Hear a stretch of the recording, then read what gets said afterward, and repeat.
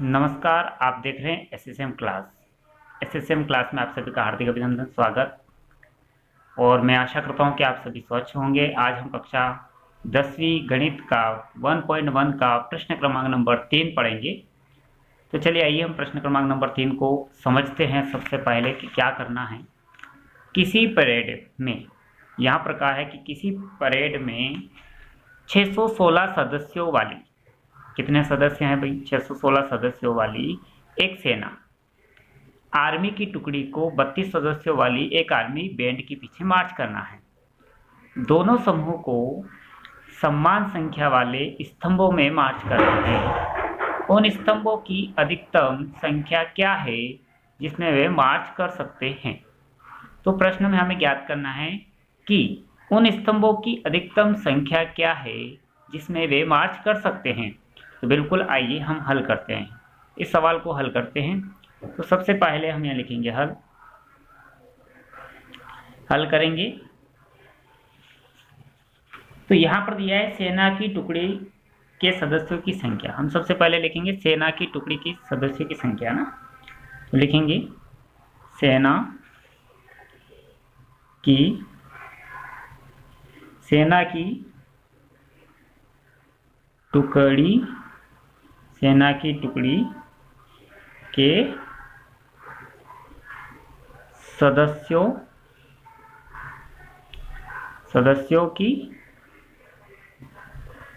सदस्यों की संख्या कितनी है? तो हमारे पास यहाँ बताया है 616 है, तो हमें लिखेंगे बराबर 616। ठीक है। अब हमें पता करना है कि सेना बैंड में सदस्यों की संख्या। अब यहाँ पर सेना जो है, इसमें बैंड में सदस्यों की संख्या कितनी है? 32। हम यहाँ लिखेंगे इसमें कि सेना बैंड में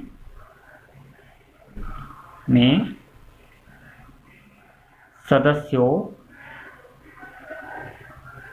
की संख्या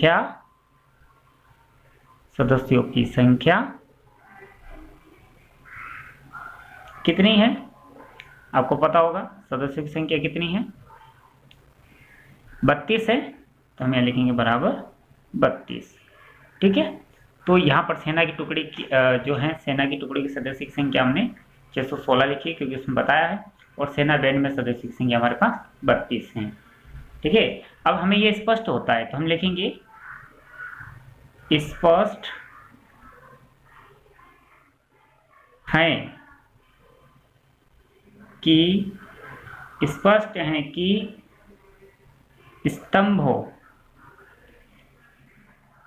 है कि स्तंभों की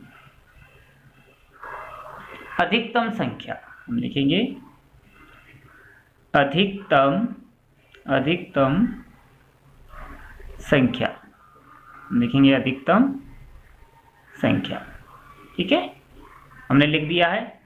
तो यहाँ लिखा हमने सेना की टुकड़ी, आप देख सकते हैं सेना की टुकड़ी के सदस्यों की संख्या जो है हमारे पास 616 हमने लिखा। सेना बैंड में सदस्यों की संख्या 32 है, हमने लिखा। और ये भी स्पष्ट है कि स्तंभ की अधिकतम संख्या हमारे पास कितनी है, वो हम लिखेंगे अधिकतम संख्या कितनी है। तो चलिए हम देखते हैं। संख्या से पता चलता है कि भाई इसका हमें क्या ज्ञात करना है। आपको पता चल चुका होगा कि हमें क्या ज्ञात करना है। तो इसमें हमें HCF निकालना है। ठीक है, तो हम यहाँ लिखेंगे HCF। अब HCF कितना, देखिए यहाँ पर 616 और 32 है ना, स्तंभों की अधिकतम संख्या। हमें अधिकतम संख्या क्या होगी हमें ज्ञात करना है। तो हमारे पास संख्या दे रखी है, तो हम HCF निकालेंगे। जैसे कि यहाँ पर HCF हुआ 616 और 32 का। अब यहाँ पर देखेंगे हम विधि करेंगे, क्योंकि आपको पता होना चाहिए कि हम ये लिखेंगे, इसलिए हम यूक्लिड विधि से, क्योंकि HCF इसलिए हम यूक्लिड विभाजन विधि से हम इसको हल करेंगे। यूक्लिड विभाजन, कौन सी विधि लगाएंगे? यूक्लिड विभाजन एल्गोरिथम से। ठीक है, तो हम यहाँ लिखेंगे एल्गोरिथम, यूक्लिड विभाजन एल्गोरिथम से हम इसको हल करेंगे। अब यूक्लिड विभाजन एल्गोरिथम से कैसे हल करेंगे, तो आइए हम जानते हैं। कैसे हल करना है तो देखिए, सबसे पहले ये कहता है कि सबसे पहले आपको देखना है, यहाँ पर हमने पहले सीखा था कि 616 जो है वो बड़ा है ना 32 से, है ना बड़ा है। तो हम यहाँ पर क्या कर सकते हैं, हम यहाँ पर क्या कर सकते हैं भैया, 616 में हम भाग दे सकते हैं 32 का। तो हम चरण के हिसाब से भाग देंगे, यानी कि इसकी कंडीशन कहती है 3 चरणों में इसको हल करना है। तो हम लेंगे प्रथम चरण, प्रथम चरण में इसको हल करते हैं। तो सबसे पहले आपको प्रथम चरण में हल करना है। तो देखिए कैसे होगा, प्रथम चरण में हल करते हैं। यहाँ पे हम प्रथम चरण में हल करते हैं, 616 में हम भाग दे देते हैं 32 का। तो हमें प्राप्त होता है 32 का पहाड़ा 19 बार बोलेंगे तो कितना प्राप्त होगा, हमें 32 का पहाड़ा 19 बार बोलना है। देख लेते हैं गुणा करके कितना आता है, देख लीजिए गुणा करके देख लीजिए। जैसे कि 32 है, इसमें 19 बार बोलना है। 38 के 8 80 3 57 और 3 60, तो हमारे पास प्राप्त होता है 608। कितना होता है 608। अब आपको यहाँ पर कुछ नहीं बचा, यहाँ पर कुछ नहीं बचा, यहाँ 8 बचा। अब आपको देखना है ये हमारा जो हुआ प्रथम चरण। अगर हम इसको, हमारा जो यूक्लिड विभाजन का एक फॉर्मूला बनता है आपको पता होगा, a बराबर बी क्यू प्लस आर। तो इसमें हम मान रख देते हैं, क्योंकि इसका मतलब तो होता है भाजक, इसका मतलब होता है भागफल, जो कि हमने किया है। ये देखिए आप, ये तो हो गया भाजक, ये तो हो गया b, ये हो गया हमारा q और ये हो गया हमारा r। ठीक है ना, ये इस प्रकार से हमको निकालना था।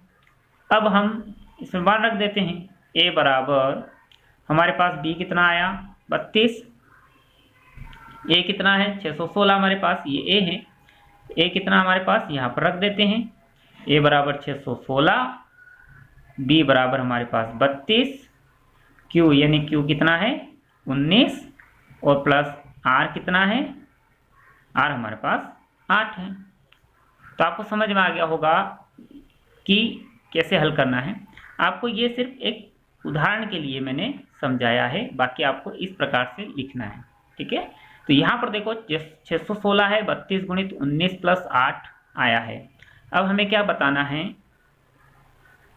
कि आपको, ये तो फर्स्ट हो गया अपने पास, पहला हो गया। अब दूसरा हम बताएंगे आपको कि इसको द्वितीय। तो ये इसका मतलब हुआ कि हमारे पास शेषफल जो है वो हमें शून्य प्राप्त नहीं हुआ। आपको यहाँ पर दर्शाना है ना, कि शेषफल हमारे प्रथम चरण में जो है शून्य प्राप्त नहीं हुआ, क्योंकि हमें शून्य प्राप्त करना है। ठीक है ना, और स्तंभ ज्ञात करना है। अब हम दूसरा चरण लेंगे। अब दूसरा चरण देखिए, दूसरा चरण लेंगे और दूसरे चरण में भी यही क्लियर करेंगे। कैसे, हमारे पास जो 8 आया था, तो हमारे पास इसमें 32 है, तो यहाँ पर हम 32 में 8 का फिर डिवाइडेड कर देते हैं। फिर डिवाइडेड किया, यानी कि हम इसके साथ ही कर लेते, जैसे यहाँ पर ही करके बता देते आपको, है ना, लेकिन मैं यहाँ अलग करके बता रहा हूँ। तो 8 चौक 32 आपका यहाँ हो गया दूसरे चरण में, यहाँ सवाल आपका हो गया, यानी कि आपका यहाँ पर शून्य आ गया। देखिए यहाँ पर 8 चौके 32 शून्य आ गया, यानी कि यहाँ पर जो दूसरा चरण है उसका शेषफल जो है आपको, वो आपको शून्य प्राप्त हो गया।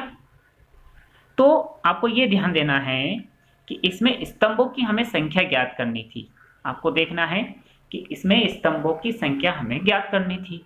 तो आपको बता देता हूँ कि हमारे पास अब यहाँ पर जो है b कितना प्राप्त हुआ 8, यानी भाजक कितना हमारे पास, जो भाजक है वो HCF है, और भाजक है मतलब जो भाजक है हमारे पास वो 8 है। तो हमारा डायरेक्टली आंसर है ना, डायरेक्टली आंसर हमें प्राप्त हो गया है 8। तो स्तंभों की हम यहाँ डायरेक्ट आंसर यहाँ से पता कर लेंगे कि हमारा जो है भाजक जो है इसको लिखना है। तो स्तंभों की संख्या कितनी हो गई, स्तंभों की संख्या, अधिकतम स्तंभों की संख्या कितनी हो गई, बराबर 8 होगी। ठीक है, तो हमारा आंसर चाहिए था, हम यहाँ पर भी एंड इसको कर सकते हैं। तो डायरेक्टली आपको समझ में आ गया होगा।